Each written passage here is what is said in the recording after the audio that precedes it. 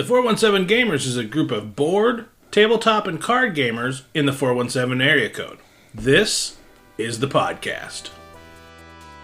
Welcome to the 417 Gamer Podcast, Episode 7, The One with Nature Games. A friend from the 417 Gamers, Lisa Medley, stops by and helps us for the topic of the week, which will be selecting our games, and the top 7, which will be our favorite 7 nature games. But, as usual, we start off the episodes with our favorite 4 things we're looking forward to or have enjoyed in the 417 area.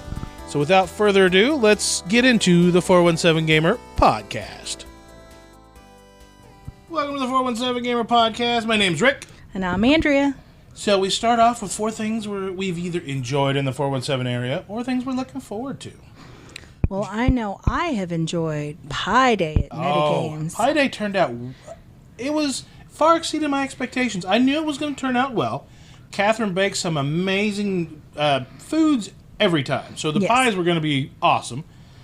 David, who came on the last month's episodes with Board Game Famous, he brought out some pies. Mm-hmm. And Alan from Metagames brought some pies in from, I think, Costco? Mm-hmm. They were decent, too. Yeah. So... many pies were had, and many games were played. I think we hit like 30, 35 people out. Oh, yeah. We were so full they had to bring out extra tables. We had to get them to get out tables like 3 or 4 times. Yes. It was fantastic. The food was amazing. The games were fun. And there was a little bit of every different level of gamer there. Yeah. Pi will do that. Pi brings people together. It did. Ben, one of the organizers from Moon City Con, him and his wife came up with one of their friends. They played Nova Luna and some other games. Lisa, who's going to be on later in the show, she came out. She got to learn, the camp game. What was that? No, not Parks. Something camp. I don't know. She'll discuss it. It might even pop up in her top list. Who knows? Oh, I bet it does. I bet it does. So you'll have to find out later in the podcast what that was. I showed off Cluster, which is my favorite little pub game that I got from C&K a few weeks ago, which plays so well. It's fantastic because you don't have to have any prior knowledge to be able to play this game. Everything from a 5-year-old to a 95-year-old can play Cluster. Yes. So yeah, we had the weights of games went all up to like economic games. I think I saw Carnegie being played all the way down to Cluster. Yes. So really well. Thank you for Metagames for letting us do our little shindig there. Yeah. Thank you, Catherine, David, Alan, all of the people that made and/or brought pies. They were delicious.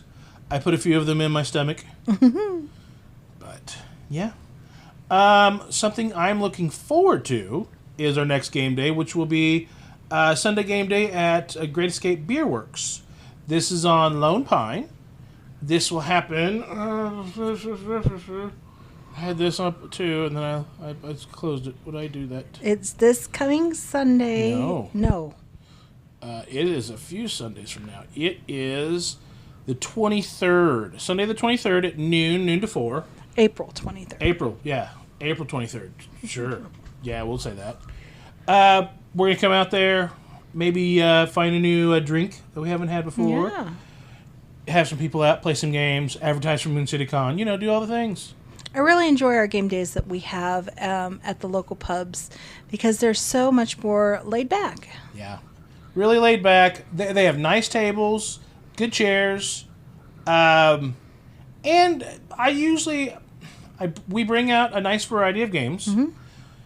I usually have the capping weight is probably Concordia, maybe Lords of Waterdeep. Yeah, like when we have hardcore game nights at a game store, those are the heavier weight games, I feel like. Yeah. But when we go to the pub outings, it's more laid back, more drinky while we play, a little more chatty, a little more casual.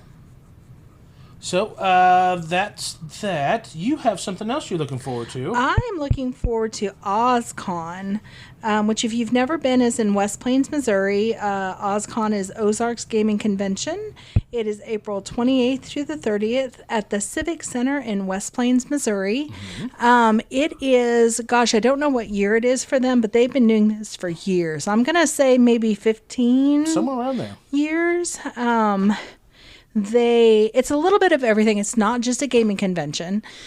They have a wonderful gaming room and a library that you can check out, and lots of demos and stuff, and a lot of tabletop gaming, a lot of miniatures set up. Quite a bit of the event space is taken up with tables for miniatures.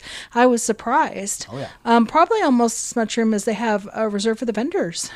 Last year was, yeah. And this year seems to, like, it's going to continue. Yeah.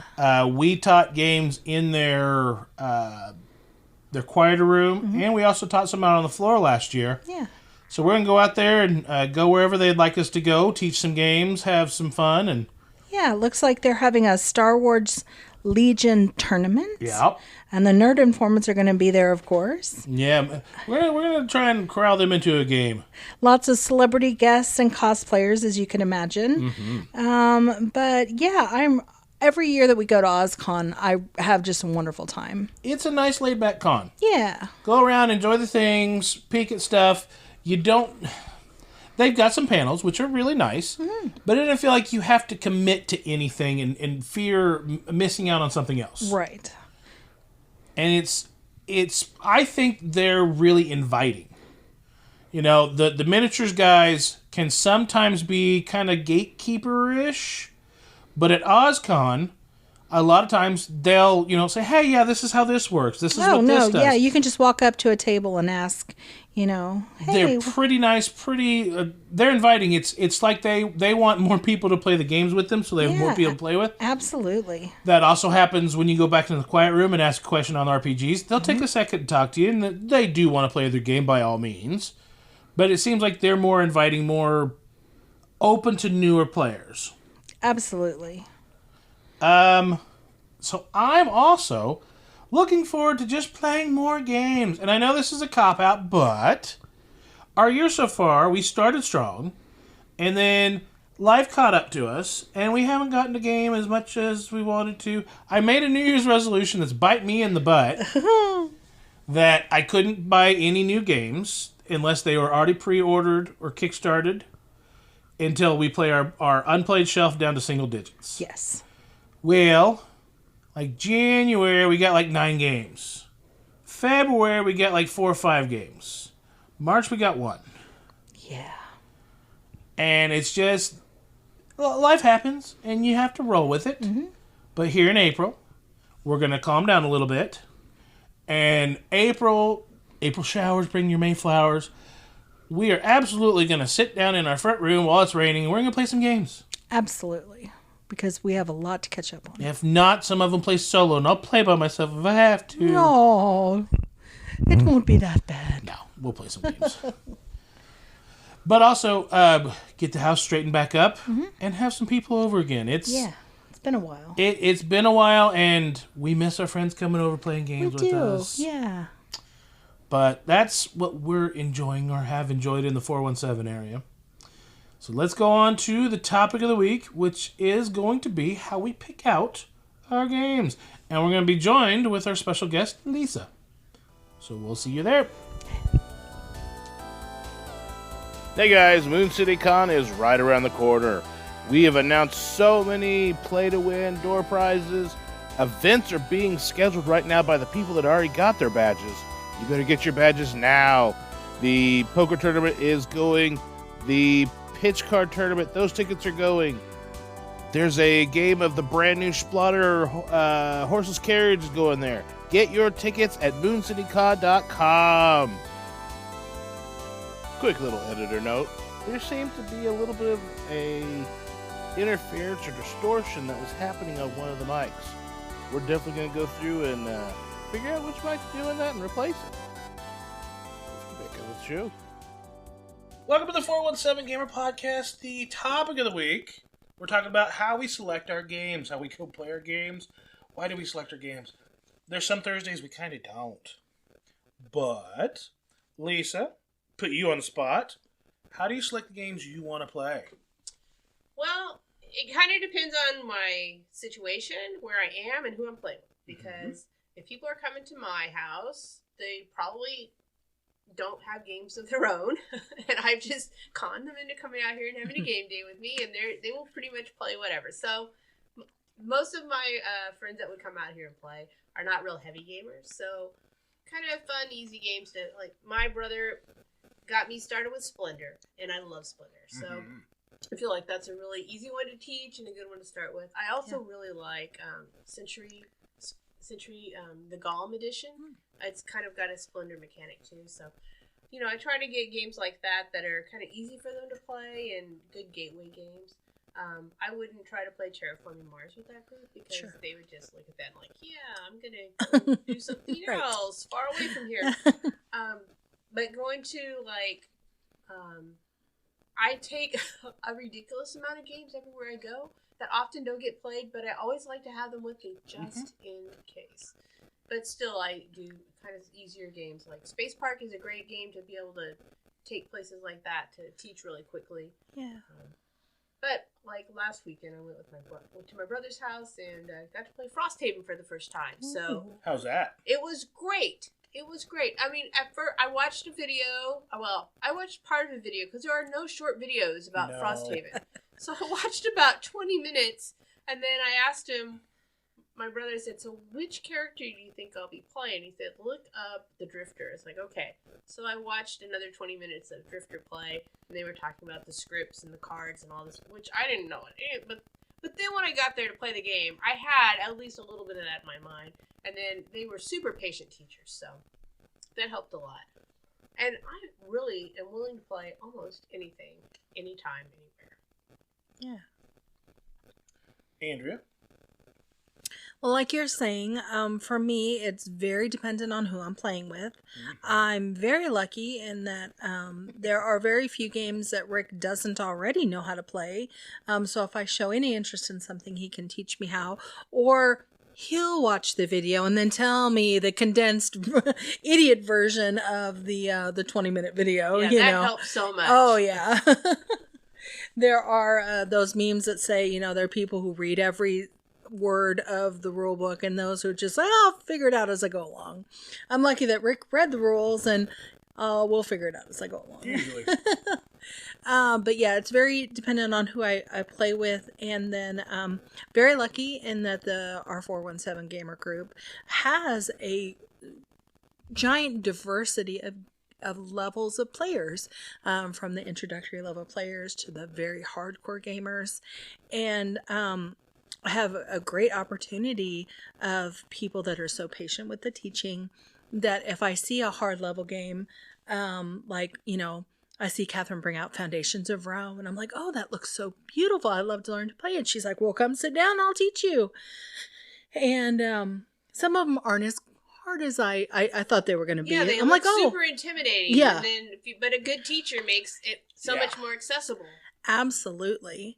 So yeah, I think sometimes I do judge a book by its cover just a little bit, by looking at a game, be like, oh, that looks really cool, type of a thing.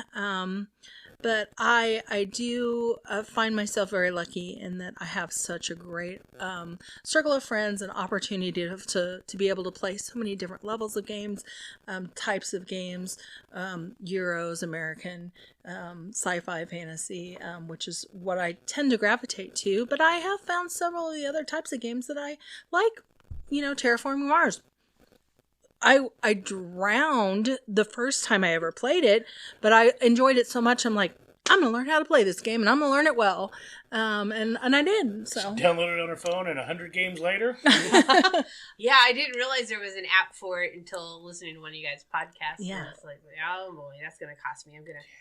I need all those. Oh, just $9.99. It's fine. Yeah.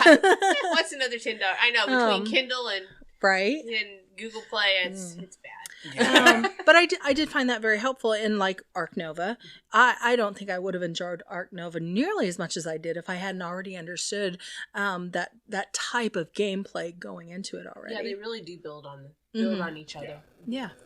Well, and that really helps.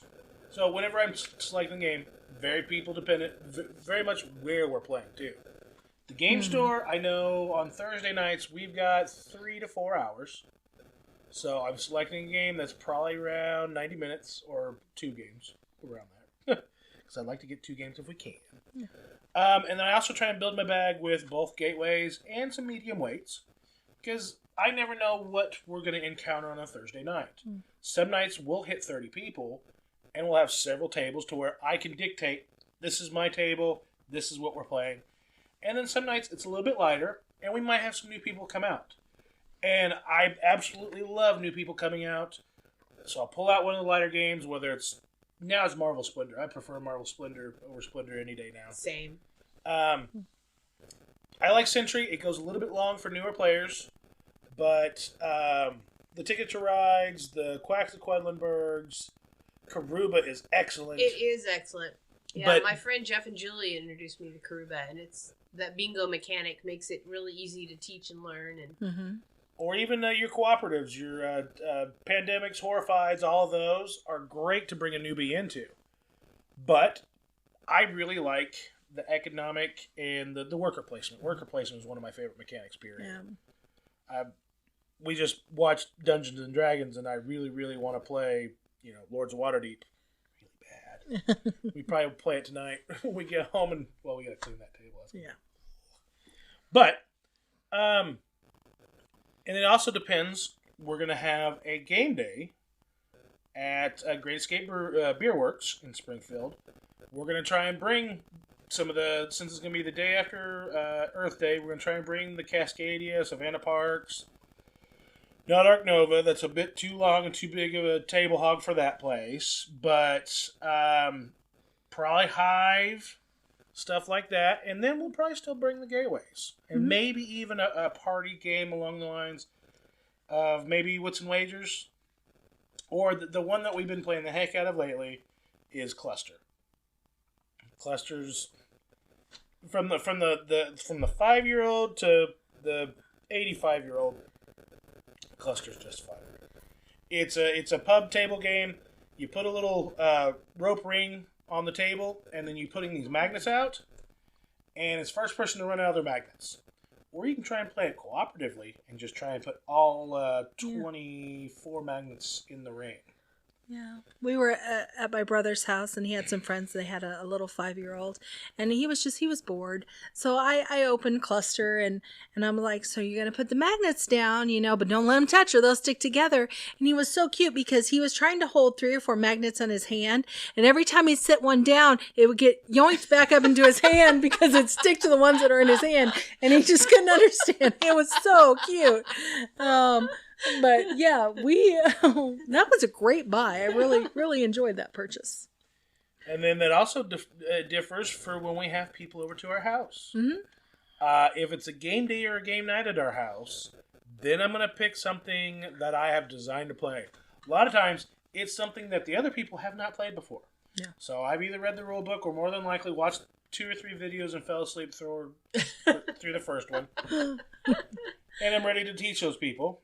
Or if it's friends and family on a weekend, they're going to come over for a barbecue, we're going to have a nice dinner or whatever, then we're back down to the gateways, which is perfectly fine. Yeah. But we have some all-day games that we still need to get to the table. We have the Game of Thrones game. That's a 4 to 8 hour game. Oh, wow. Yeah. Mm-hmm. We have Clash of Cultures, which is a 4-hour game. I want to get Twilight Imperium back to the table.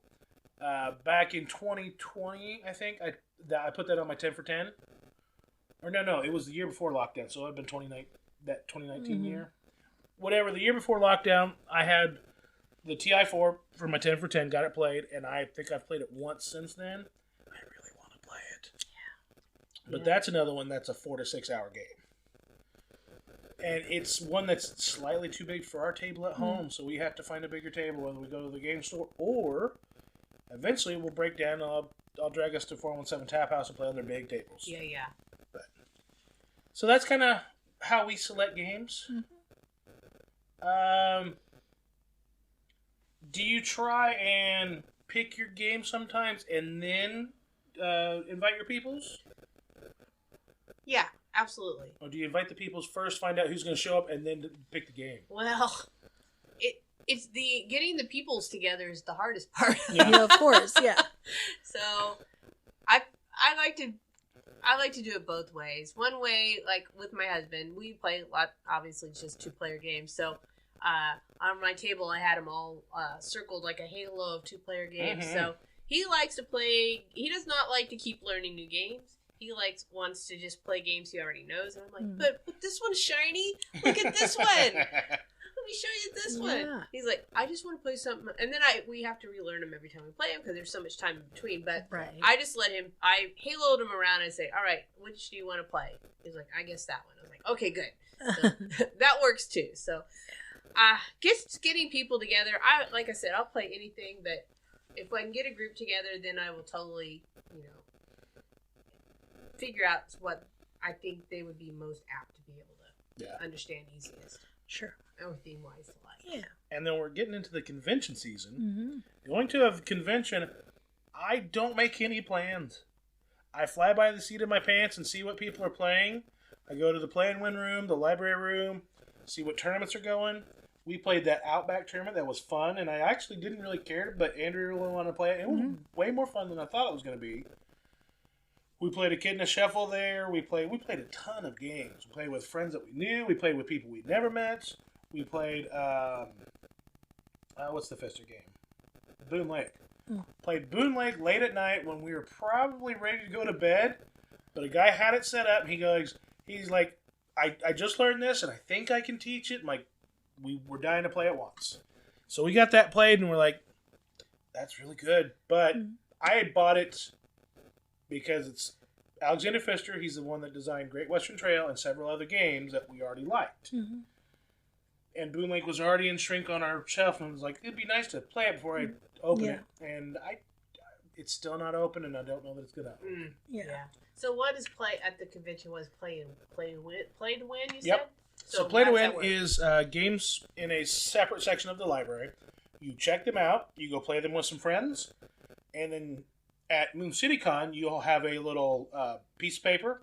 There'll be a survey. You write the game's name at the top, all of the players, and then each of the players will give a 1 to 5 or 1 to 10 rating on the game. And then at the end of the convention, they'll take all those games out, pick one, and then roll a die or something and pick somebody at random off that card to win that game and take it home. Super fun. So winning a door prize is nice because it's nice in the shrink wrap. But winning a play to win, you've hopefully played it and you know how to play it. So when you get home, it's easier hopefully for you to get it to the table jumpstart you than the door prize. Yeah, that's and fun. Then at Geekway, if you rated it high, you've got a better chance of winning it because they try and draw people. Yeah, they don't want to give you something you didn't like. Exactly. Right. Yeah. So if you happen to win 2 games, you can only win one of them. So they look at your rating like, oh, okay, you gave Barron Park a 7, and then you gave Century Golem a 3. All right, Barron Park goes to you, and then Century Golem they'll redraw 4. Yeah. So. Yeah, we've already announced, cool. I think, 7 or 8 titles for our play and win section. We've got more to come, but we really don't want to. We have the emails, they look nice, but until we get them in hand, we don't really want to make the announcements. Sure. Yeah. For our door prizes, we've got Frosthaven we're giving away. Oh, wow. We have, what's the other big one? John Company is a big economic game for Mortally Gig Games. There's a lot of people in our group that really want it to be a play and win, but it's a 4 to 6 hour economic game where you're building up a company, and it's going to be a door prize as well. So. Yeah. But no, whenever we go to a convention, I fly by the seat of my pants, and when we go on vacations, we like to have some plans, but at the convention, none. Yeah, we'll get there and see what's happening. Yep. Yeah, that's cool. For me, at a convention, it's like the first time I go, it's just all new and shiny, and I don't even know what's going on. Yeah. But going the second time, then you've got a plan. As like, okay, I'm going here. I don't know what's going to happen here, but these are the areas I'm going to attack. Yeah. And Catherine does conventions completely different from me. She likes to plan her games because there's a lot of economic games, and she likes some of those 18XX train games that are more stock games than they are train games. But those can take anywhere from 2 to 8 hours depending on the game. So she'll go ahead and have herself scheduled from when she gets up So when she's about ready to hit the pillow. Well, when we went to Gen Con in August, it was my brother's second time. It was my first time. But yeah, we had it scheduled like crack it down till midnight, and we played about 20 RPG games, and we signed up for several. We did Lost Ruins of Arnak, and of course bought that game because it's awesome. Mm-hmm. It is good. And we did Dragon Dice. He already had like the old original version of Dragon Dice, but did learn to play on that and bought more Dragon Dice. And then we learned some new board games too, and it was super fun. It was exhausting but delightful. Yeah. Well, that was the topic of the week, how we select games. Do you have any other ideas on how you select games? Let us know on our Facebook page at the Hobby Gaming Network. But otherwise, let's get on to the top 7 games. Hey, you've been listening to the 417 Gamer podcast. If you're in the Southwest Missouri area, head on over to our meetup on the Meetup app, meetup.com/417Gamers. See what events we might be getting up to in the 417 area code. Let's get on to the top 7 games. And this time it's nature games. So we're doing the top 7 games of the category. This month we're talking about nature games. The episodes we post on the 10th and the 20th. The 23rd, if I'm not mistaken, is Earth Day. It's either the 22nd or 23rd. It's the Saturday in April. But so I thought, what are some favorite nature games? We brought Lisa on the episode. Welcome. Thank you. Let's start off with number 7. Lisa, what is your number 7 nature game? My number 7 nature game is a game I just got to play this week at Metagames Board Night, and that was Ark Nova. I've been wanting to play it for a long time. I like the whole zoo theme of it. Can't get much more naturey than that. Yep. And everything I'd heard about it said it kind of had the same similar mechanics to Terraforming Mars. And I love that game. So I got to some great guys teach me and got to play it, and it was super fun. Yeah. I lost very badly, but I learned a lot, and next time I will lose less badly. Yes. And we talked before the show. That has a similar idea as far as your cards with Terraforming Mars. Your first game, you want to read everything, you want to put everything in your hand, and you're going to hang on to cards way longer than you should. Terraforming Mars, you'll have a $25 card, which is pretty expensive in Terraforming Mars. And unless it's going to benefit you for years to come, get rid of it. Get rid of it until you have enough economy to worry about it. Same thing with Ark Nova. You might get a grizzly bear that needs 3 predators and a partnership with North America.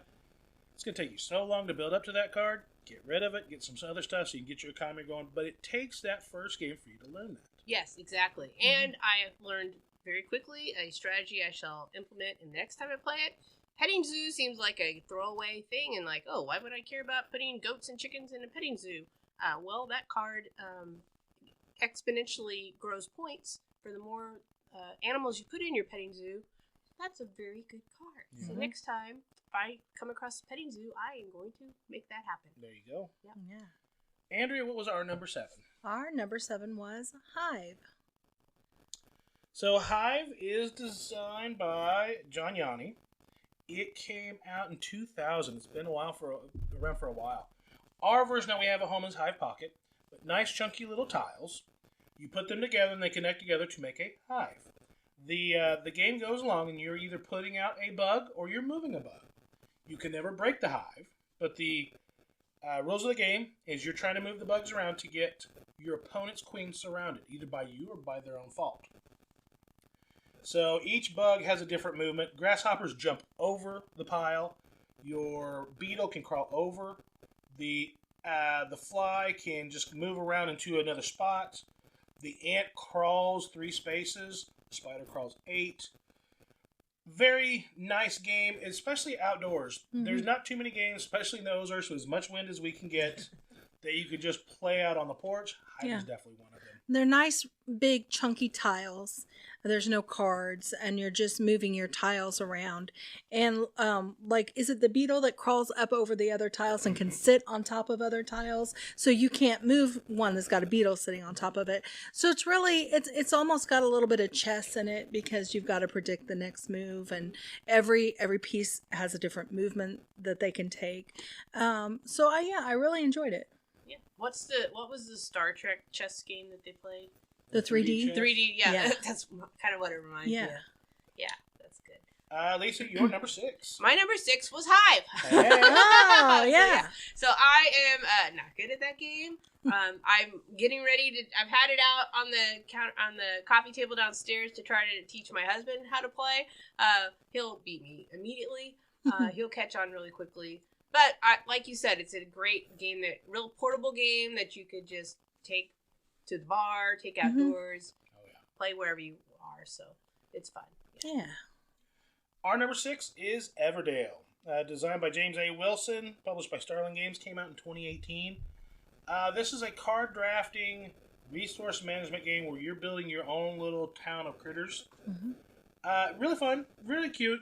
It's more of the nature theme than actually has to do with nature, because you have anthropomorphic animals. Yeah, your little mice are trying to, have their own little general store and, stuff like that. And the opposite of Hive, this one's kind of a table hog. Yes. Each one of your little animals and their little industry that they're trying to build in your town, you need to lay those out so you can see all your cards at once. So kind of goes in the opposite direction. And then you have the board, and then you have the tree that you make, and that's just the base game. Right. Each expansion adds a little thing that hugs the board. You have Pearlbrook, you have Riverdale, and other stuff. Board Game Famous was on the last episode. He likes to play Everydale, which he throws everything out there. All the expansions. Really fun. Yeah. I will say that it's really eye-catching when it's all set up. The tree is 3D and it goes up really high, and you place cards on top of the tree for inside the branches of the tree is where you keep the cards. So if you were just walking along in a gaming convention or a store, it will catch your eye, and you're like, oh, that looks really cool.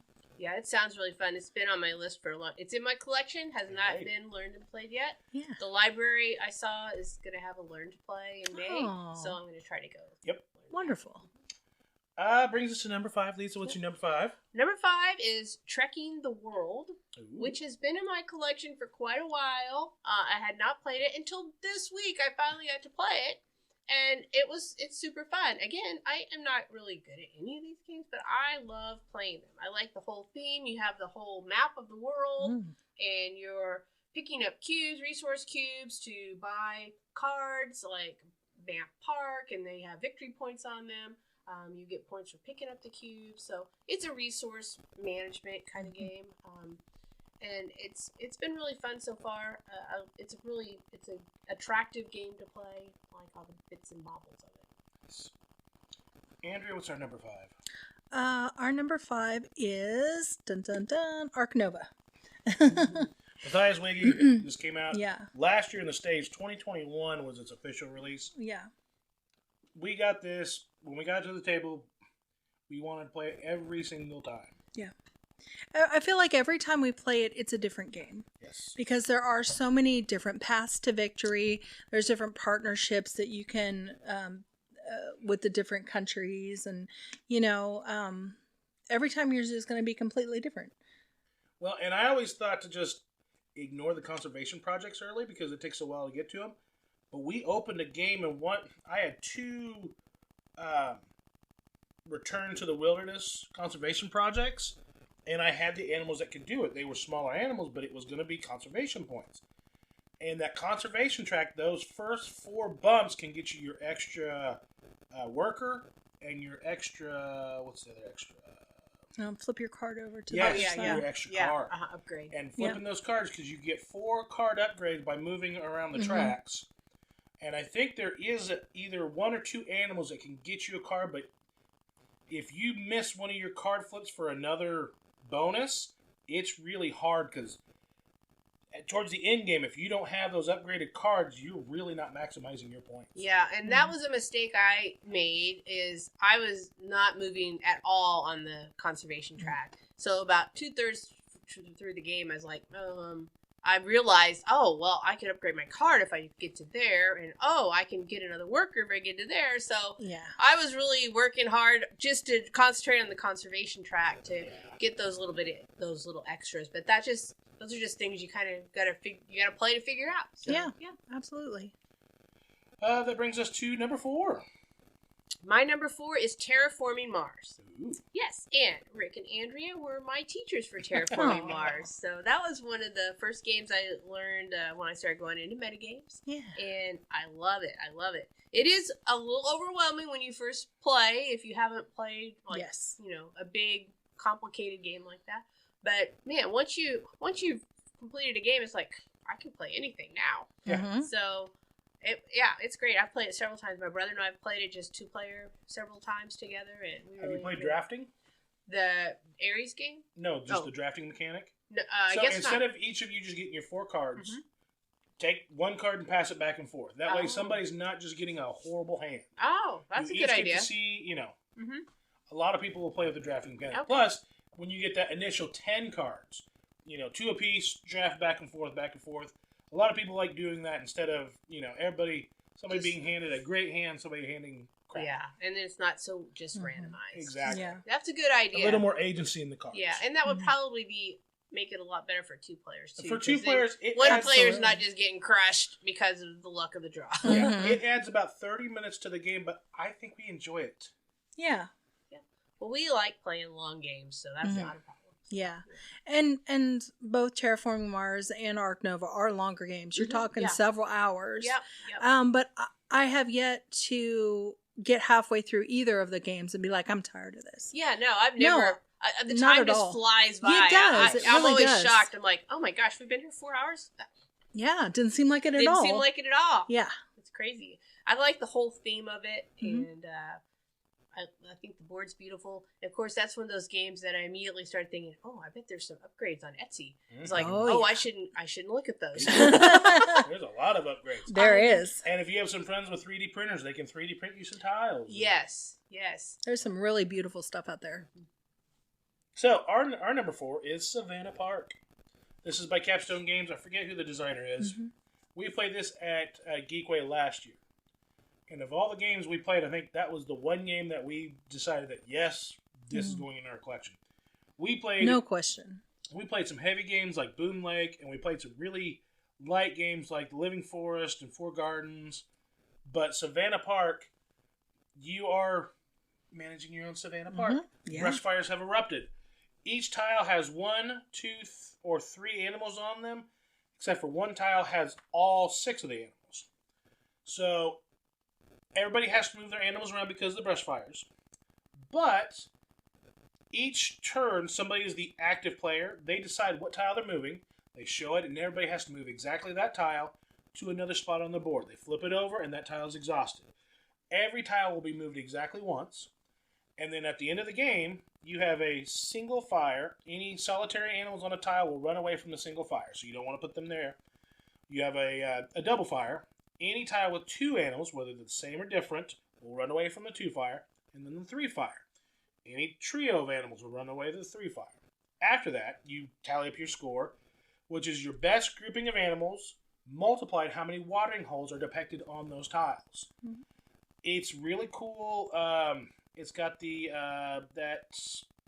spatial relations, and also it's one of those games where one little decision can make or break you if you made the wrong decision. Yeah. And it's at the other end of the gaming spectrum from Terraforming Mars and Ark Nova.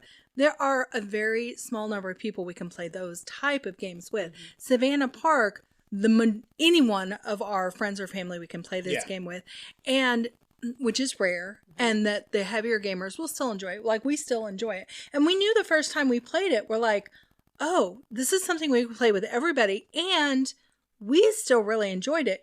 And I had this conversation with Rick. We're like, This is good enough that, like Azul, they could have other variations of this game. Oh, yeah. And then, right after we have that conversation, they announce that they're doing another variation of the game. A spiritual successor, Caldera Park. I think it hit Europe already, and I'm hoping we can get it stateside this summer. We can grab it. But yeah. We'll see if we can get it in time for Moon City or not. But yes.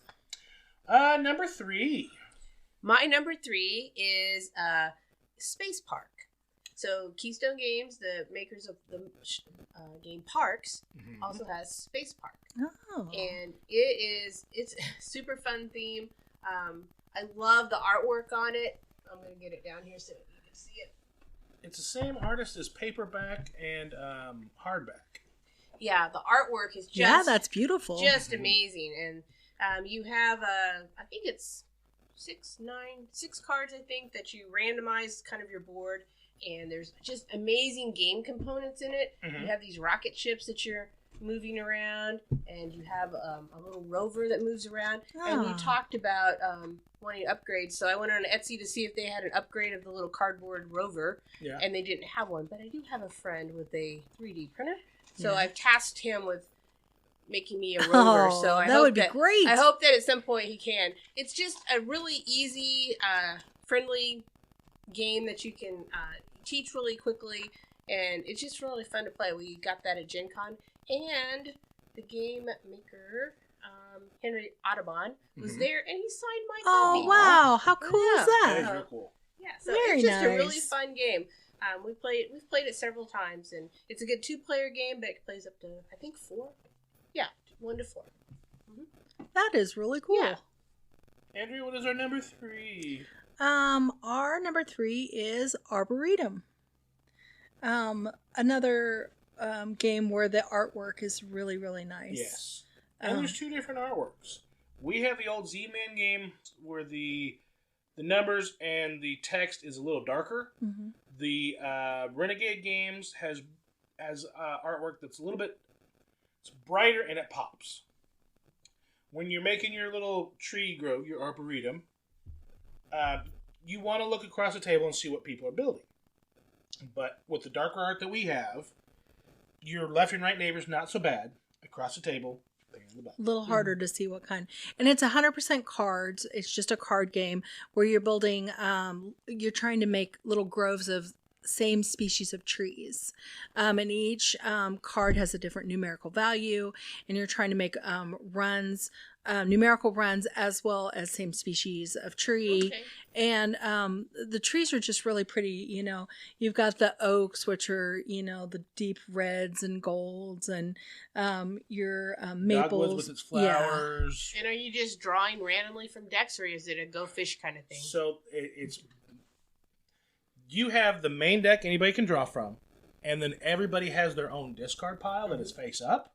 And when you draw, you draw 2, because you're going to play 1 into your arboretum, and then you're going to discard 1 face up into your pile. So you can draw from all the face up piles, but if you want the second card that Andrea in her discard pile, you need to draw both the top 2 cards, play 1, and then get rid of the other. Okay. The other thing on that is you're going to score your points, but it's only whoever has the highest value of that tree left in their hand. So even though you're building your grove of trees, somebody might have the 7 card hanging in their hand to make sure you can't score that grove of trees, no matter how nice you made it. So that's why it's so important for you to watch what other people have and are playing. And it's more of an open game for any level. Because it is very simple. It's numbers and trees. Yeah. But like you said, it gets very complicated because what your plan of what you're doing for your hand can be completely thrown in the trash if someone else has 1 card they're holding out just to make sure you can't get your points. That would be something my husband would do. Lisa, you number 2. My number 2 is a game I learned, I think, 2 weeks ago, and I've had forever. It's called Summer Camp.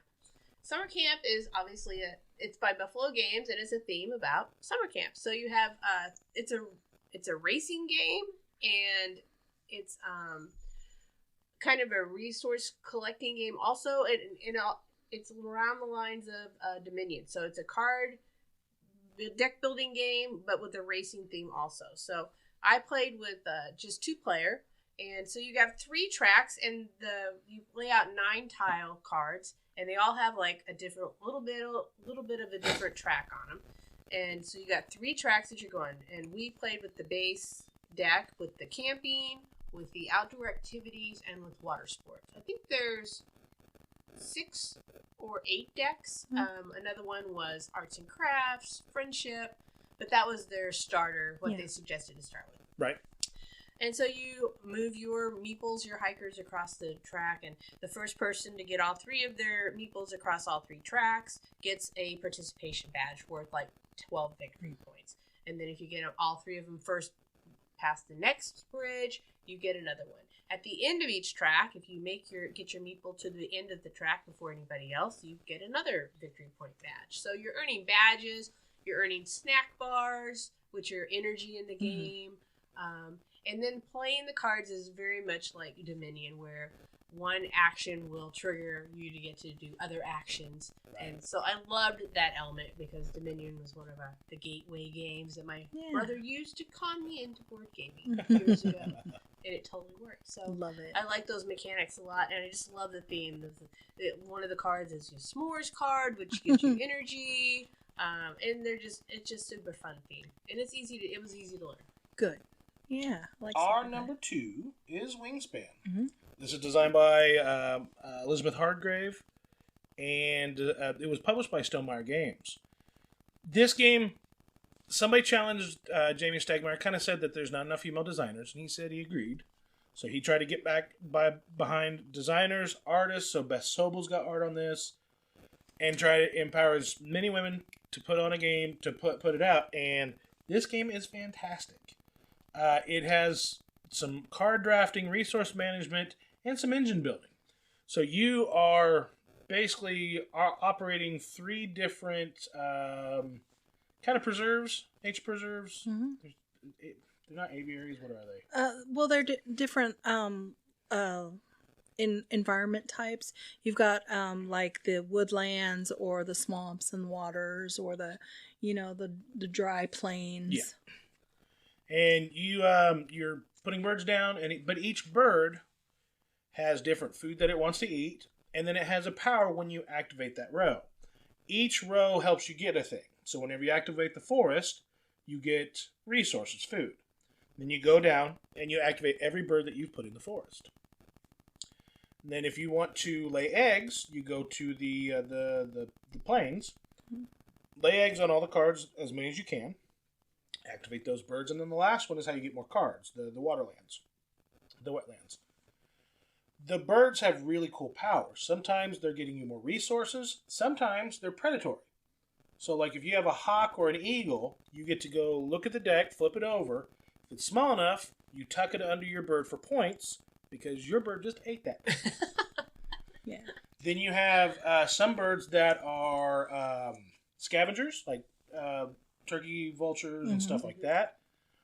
Once per turn, if somebody gets a specific food item from the bird feeder, like a mouse, or a worm, if there's one in there, you get one. Or it might just be you flat out get a resource, period. Just depending on how expensive that bird was to get. The cheaper birds is going to be resource dependent in the birdhouse. The more expensive ones, it just you flat out get it. Right. It's really interesting for several different regions. Each of the cards has the wingspan of the bird in nature, which is where it gets its name, the habitat that it lives in, the type of nesting material that it uses to build its nest, the type of food that it eats, and you have to have those requirements before you can, where you put it on your board has to fit in the proper environment, and what you feed it from the bird feeder has to match its natural diet. So it's really interesting as far as nature games go, that they stuck with the actual conservation theme throughout the game. So I really enjoyed that. This was also the first game that I played, which was what I consider a medium to hard weight game. So it was my gateway into the harder, because once I figured out those game mechanics of the different tracks, and you've always got more than one thing going on at the same time, I was like, oh, super overwhelmed the first couple terms. I'm like, oh, it's too much going on. I don't understand. But I think that the theme of the game being something that I enjoyed, helped me stick with it, and now I use those mechanics in other games that I play. So it's a very special game to me. And number one. My number one is Parks with the Nightfall, and I also have the Wildlife expansion. Yes, which I have not got to play with the Wildlife expansion yet, but I love it with Nightfall. So Parks is just absolutely fantastic art. If you've seen like the real stylistic national parks posters, yes, it's gorgeous. I mean, you don't care if you win or lose this game, because it's just fun looking at all the parks and like, oh, I want that park. Oh, I like that park. And you're hiking down a trail. You're gathering resources. You're collecting victory points by buying the parks, reserving the parks, and basically trying to get the most points at the end that way. But there are a lot of there's again some different ways you can do it. Like with the Nightfall expansion, it opens up where you place little tents, so you have another track that you can decide to veer off the main path and get different resources and try to work toward those reserving those parks. Yeah. So, and then it makes you really sad when somebody else takes your park away. But it's really beautiful. I've played it several times. It is on Board Game Arena too, and so I can play it. On that. Oh, nice! So I like doing that. And we played that at Geekway last year as well. Yeah, I do like it. Ratchet mechanic to where you can go as far as you want, but you can't go back unless there's a power that lets you. Yeah. Which is hard. It's rare that you find it. Yeah, and it's like, oh man, somebody else is gonna get out, land on that place and get those resources first. But then if I do that, I can't have this one back here, and so yeah, that does make it challenging. And once everybody else is at the end, you're done. You can't just amble on down the trail slowly and get behind and stay behind them. You've got to catch up. So I think they need to add something where if you're on the last and you don't make it, you get eaten by a bear or something. maybe in a reprint. House rules. House rules. That's a good idea. And then our number one entry is Cascadia. Cascadia is so good. And it was hard between this, Wingspan, and Savannah Park where we were going to put this. And Arboretum kind of snuck in there because I like Arboretum a lot. It also lets me be mean and be naturey at the same time. But Cascadia is a game where you're building your own little Northwest Cascadia Preserve. You start with a little 3-tile, and each time you're going to grab a tile and an animal. And each animal has different ways it scores. So, like, salmon will score in a run. They all have to be, touching, contiguous throughout. You might have the mama and the baby bear card that the bears score in pairs. If it's singular, it scores nothing. If it's a trio bear, scores nothing. But as long as they're pairs, scores. You might have the red-tailed hawk, who's a solitary hunter. And as long as he has a tile separating him from another hawk, he's happy. He gets you points. But another tile next to him, they tick each other off and you don't get no points. But it's really fun playing all that. And then at the very end, you also get points for whoever built the biggest mass of each of the land features. So you have forest, plains, Arctic, water. Mountains. And mountains, yeah. But, yeah, I like Cascadia quite a bit. I like that it falls into the we can always have it in our game bag because it doesn't matter what group we can pull it out.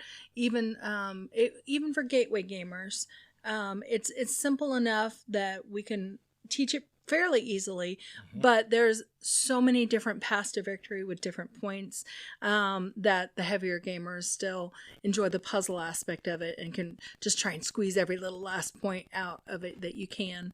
So it checks a lot of boxes. Yeah, I'm wanting to learn that. I've watched a couple of videos this week actually, and I tried a solo play on Tabletopia, but Tabletopia does not automatically score for you. So, or if it did, I was not smart enough to figure out how or why.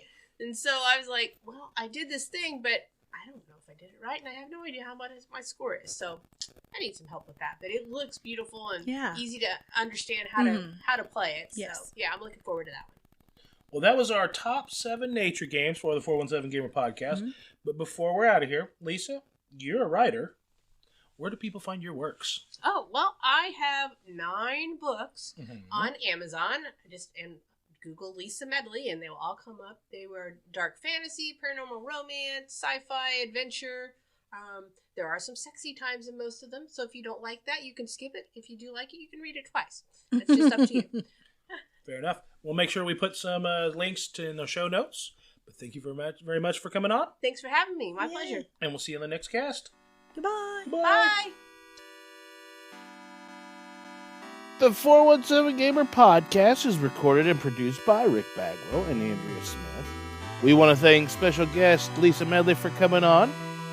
If you'd like to check out some of her books, head over to her website at lisa-medley.com/books or search Amazon for Lisa Medley.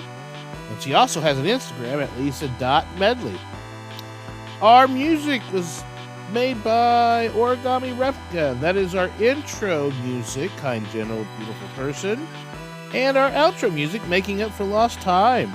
Head over to our Facebook page at the Hobby Gaming Network for show notes. Until next time, keep gaming in the 417. Bringing games out, and then I started buying games, and it just kind of got a little bit out of control after that. But I crocheted when Mandalorian came out. I crocheted Baby Yodas and sold $800 worth of crocheted Baby Yodas. Nice. Also gave myself tendonitis in my elbow, but I spent all that money on board games. Very cool. Yeah.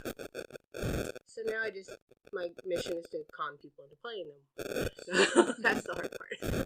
You guys are lucky. So Brian will play with me. These are kind of our 2-player games that we play. He will play, but, it's not his favorite thing. Right. Sure. It's nice to have somebody that can share your joy. Yes. Understood. Yeah. And you're different people. You're not going to like everything the same. Yeah, right. He likes to play games that he knows. Well, he likes to win, which I never expect to win. So I just like to play. Yeah. So that works out well for him. I've been in the group long enough with as many very competent, intelligent people in our group that winning, when it happens, I'm happy for it, but it got beaten out of me really, really quick. You have some people that are very efficient, that are high-level accountants and lawyers and computer science degree masters in computer science. They can do things mathematically that you just can't do. Do your best. They're like Rain Man in every game. Yeah.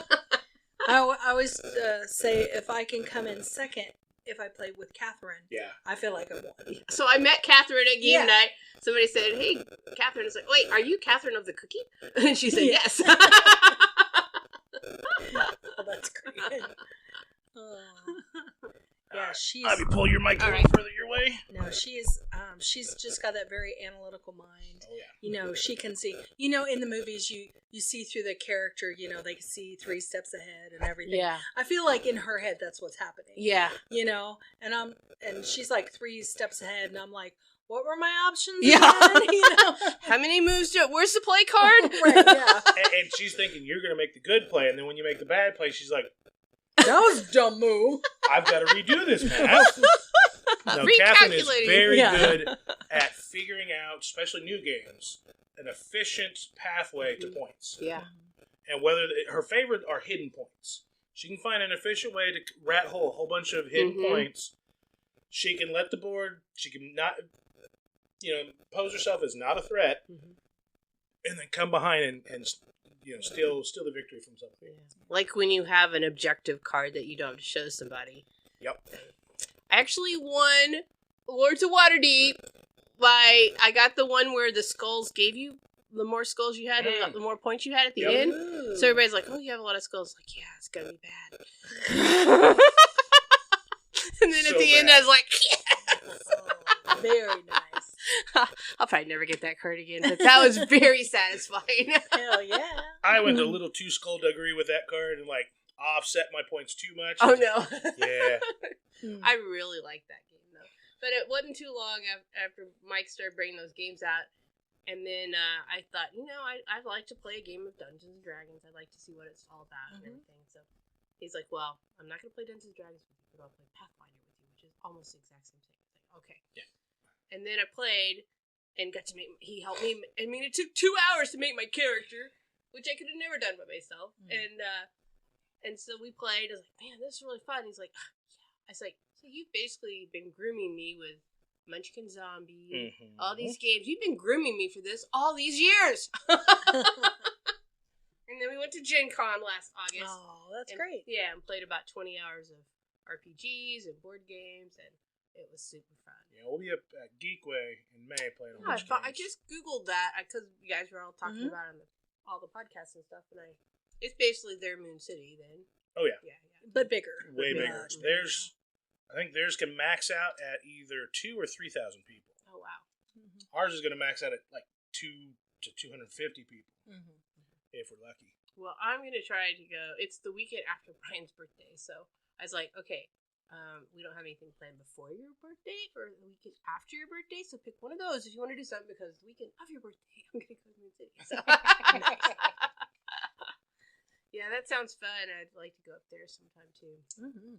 So many cool things to do. You got our list, right? I do. It's right there. So some of these games, like all of these, except for Highgate, I haven't played that one yet. I bought the Kickstarter, so I'm just waiting for it to ship. I've played all these, and then these I own 1, 2, 3. I own the top 3 of these that I want to play the rest of them. Nice. Oh, Root could have been on our list, but I don't think you would have picked Root at all. Root was on our list. Yeah. But it didn't make the list. It made the list, but not the list. Right. Yeah, I went through.